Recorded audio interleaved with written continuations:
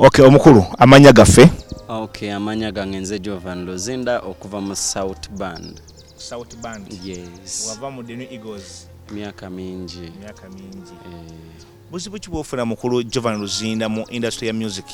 Okay, obuzibu nyinza okugamba nti bwenfuna mu industry ya music ngayo ekisinga obukulu tusomozebwa mu ngeri gye tufunamu esente zaffe naddala mu content waffe gwe tuba tuleese oba okitegeera nga tetumanyi bate tuyinza funamu ne tulema okusabiriza oba kibaita okusabiriza government nga lobo kiraba abayimbi bakikola nze nja kiyita kusabiriza kube waffe bazadde baffe batugaananga n'okugendanga ku mizigo otuulewo obutuuzi nga gamba otula lwaki ku mizigo osabiriza mmere olinda mmere yaabwe ewakati eri mmere naye nga temunayo wagenzeewo kunyumya mboozi mwandikoze muntu bwakati musabiriza okubeera nga tetusabiriza nze mbadde ndowooza nti bantaddewo embeera yonna yonna oba ebibiina binene bivuddeyo okubeera nga byagala okulana music wa Uganda like Tumda like Yugatune. Yes, Yugatune bwe bityo Batumuko but I think nze kyemmanyi sijja kugira ku Yugatune kuba yo sigimanyi nnyo ate simanyi bantu babe bagirimu